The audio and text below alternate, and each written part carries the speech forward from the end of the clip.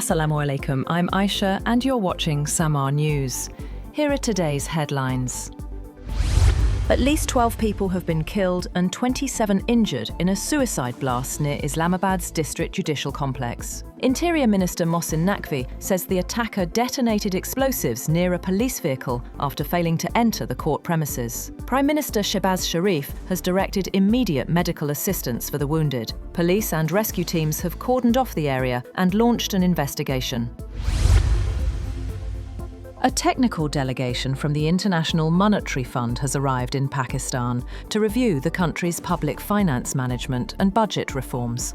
The IMF team has demanded a comprehensive audit of supplementary grants issued over the past 10 years, seeking accountability and clarity on how funds were utilised.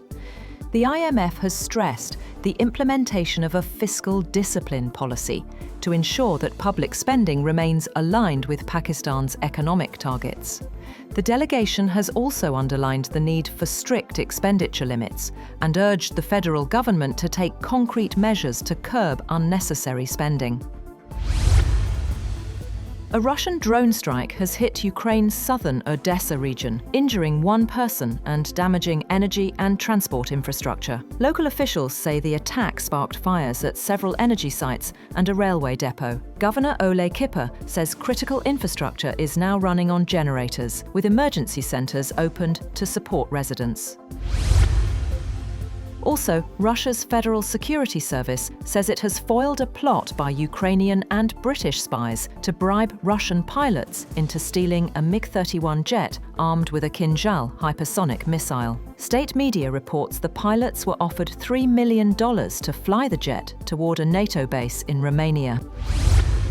The US Senate has approved a compromise that will end the longest government shutdown in US history, breaking a weeks-long stalemate that has disrupted food benefits for millions, left hundreds of thousands of federal workers unpaid, and snarled air traffic.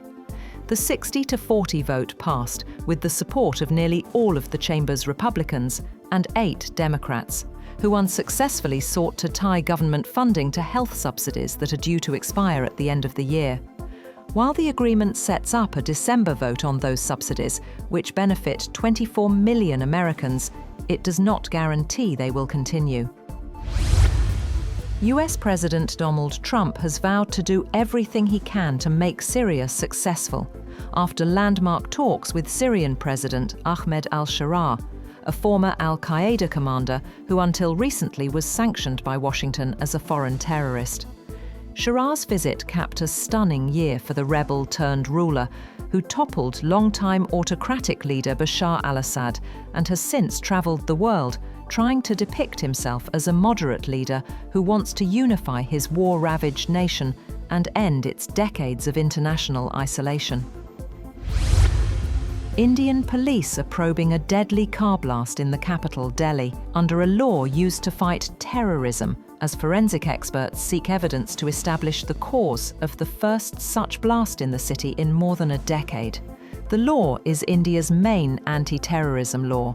It is used to investigate and prosecute acts related to terrorism and activities that threaten the sovereignty and integrity of the country. The explosion near the historic Red Fort on Monday evening killed at least 8 people and injured 20. Several states and key facilities across the country were placed on high alert.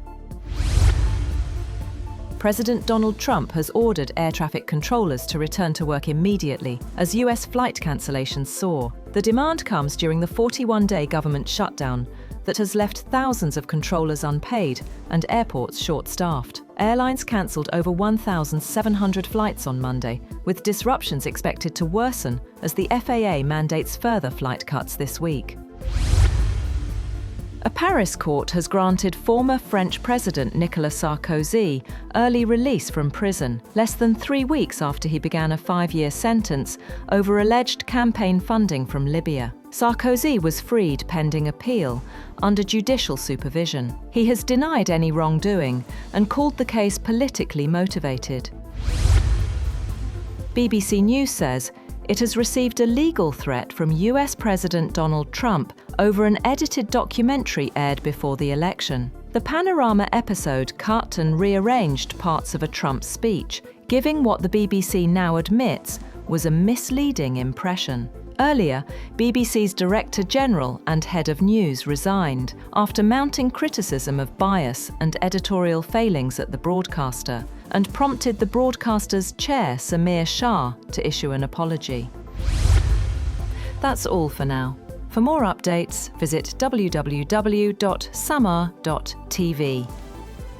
Thank you for watching Samaa News.